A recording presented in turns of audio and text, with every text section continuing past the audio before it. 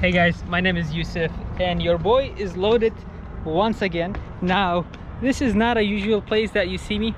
I am at a yard where drive-in loads are being distributed, or a warehouse where mainly does drive-in.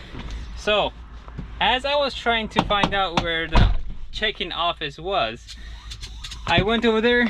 It said receiving office, so I did not see shipping and receiving. So I was wondering whether there was a different office for shipping. So after walking around for 10 minutes, I figured out that the shipping office is on the opposite side of the building. So I walked around half a mile and then I walked back. So tip number 1,800,067 is if the receiving office is on one side of the building, chances are the shipping office is on the opposite side of the building. It was funny. I went inside and I tried to figure out where I was supposed to go, and so I walked inside of the office where they take care of the pay, I guess the production and whatnot, and I asked where their shipping office was, and she didn't know, so she called the manager to ask where the shipping office was.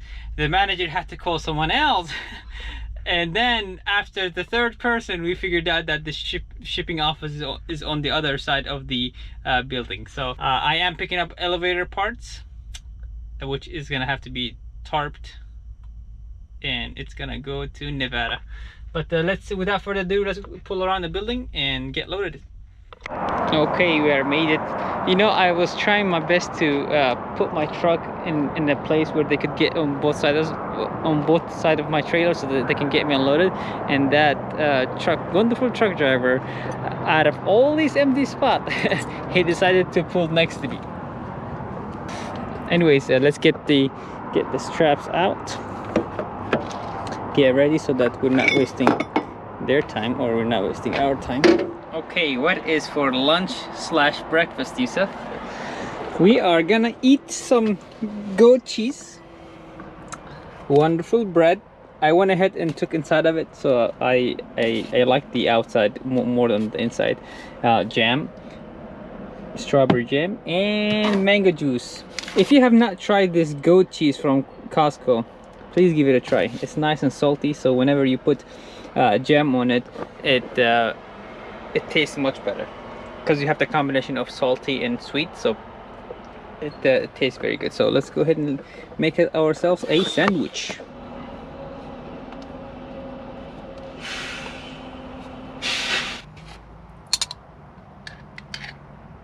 Ooh wee.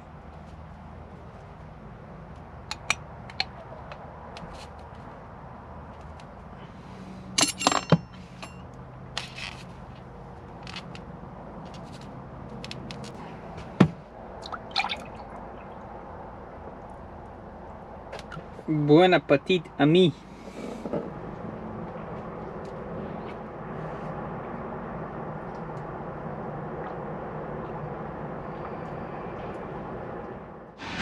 One of those places where they don't let you be outside of your truck when they're loading you, or they don't even want you to be outside of your truck, period, inside of the warehouse. So this is the warehouse that I'm getting loaded at.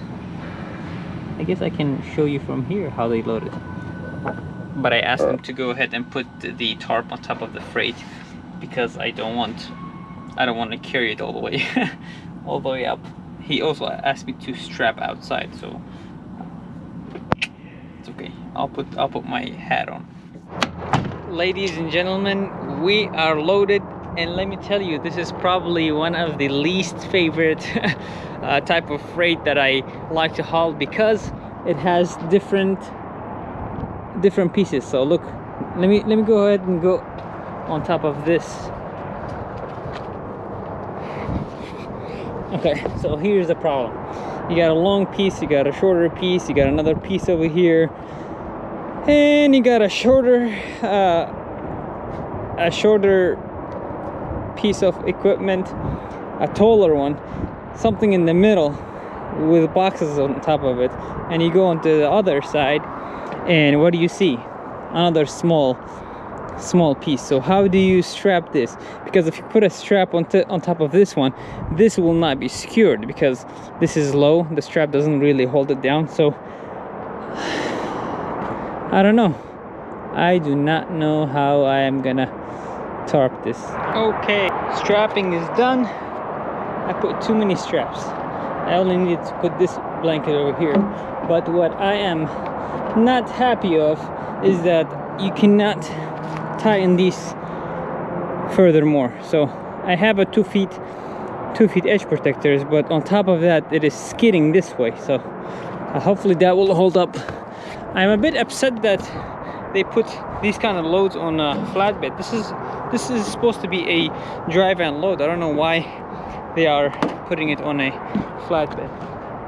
The money is good, but I am really scared that it's gonna damage the freight, so the strapping. So let's go ahead and tarp it and get out of here. And 75 hours later, yay! I am done tarping. What do you guys think? Is it good? Good enough? I went ahead and put few straps so that it doesn't flop on the road, because if it flops over here it will hit one of those sharp edges and it will rip my tarp up. If you think that I did a good job, can I have a heck yeah in the comment section, please? It took me 3 hours to be realistic, you know. By the time I started loading, and by the time I got finished tarping and everything, so 3 hours is still not a bad number, right? Anyways, let's go ahead and get the BOLs and whatnot, and then hit the road.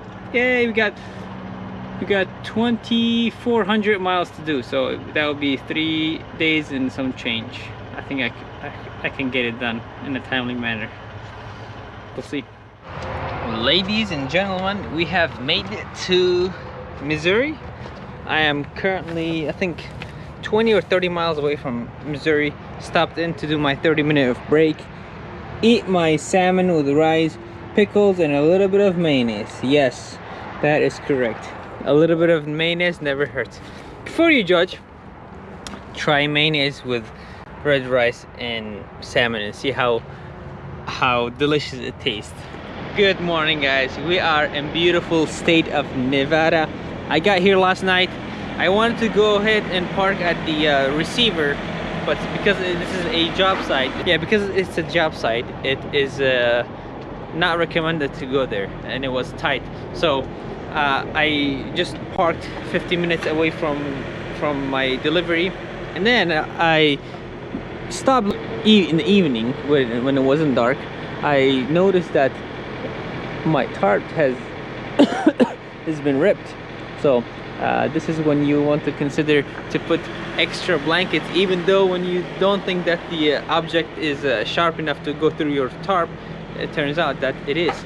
Let's go and see. I think it's not a big deal. I have those patching kits and whatnot. Yeah, there you go.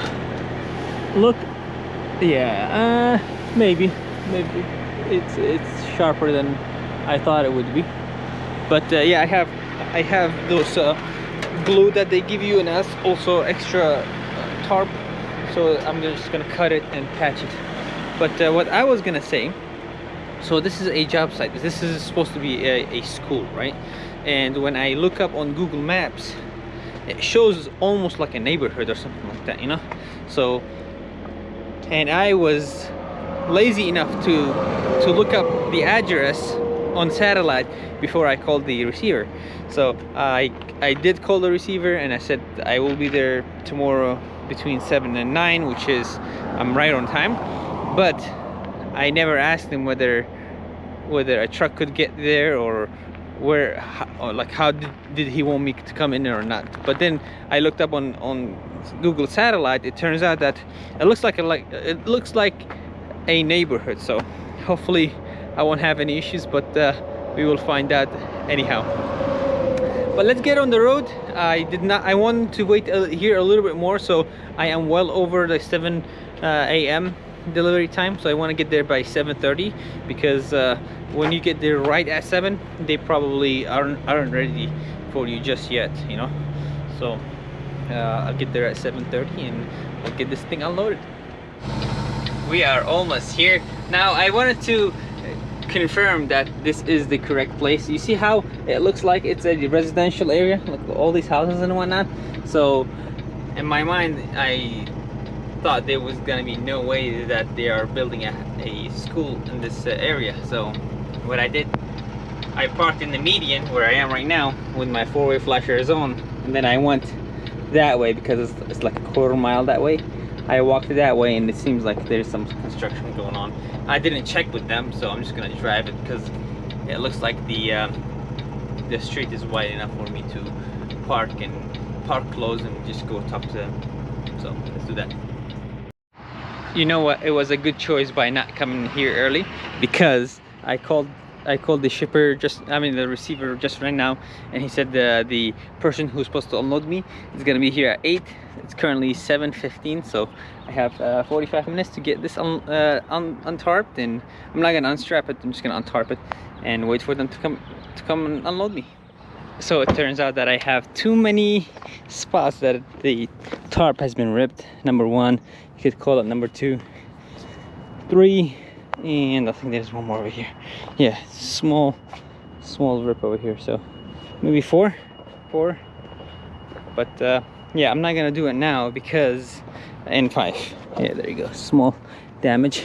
I'm not gonna do it now because I need to get out of here very soon, and I don't want to fold it when the I guess the liquid is not dried yet. So we'll just wait for the next load. When we pick up the next load, we'll patch it when we tarp it, because the next load is tarp load. So construction zones are always interesting to maneuver around.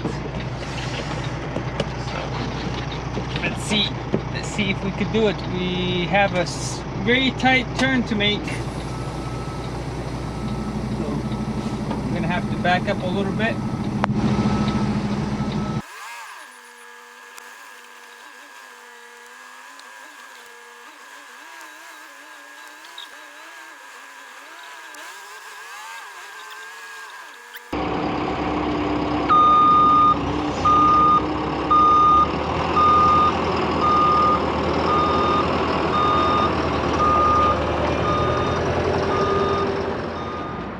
We are almost done offloading. Now I think they have 2 more skids, and after that we'll be done. One thing I was gonna mention, I never told you guys how much this freight weighs. So on my rate confirmation it says it was supposed to be 45,000 pounds and full truckload. When I got there, it was pretty much half of the truckload, and I was curious how much it weighed because I was getting really good MPG. I was getting 7.8, something that you never get in a semi truck. I waited to go through a weigh station, and my empty weight is 31,000 with the truck, trailer, and everything else. So I waited at the weigh station, and I came around 37,000 pounds. So I think this is no more than 6,000 pounds. So that's pretty light, and this could have been very easily a Hotshot load. And but on the rate confirmation was saying no step deck, no Hotshot. So I don't know why they wouldn't want step deck, because you could easily fit it on a step deck with no problem. And I mean, some brokers don't like Hotshot, so that's not a good thing. But this could have been an easy Hotshot load, 6,000 pounds, coast to coast, $7,400. But anyways, this will do it for this video. Thank you for watching. I'll see you guys next one. Peace.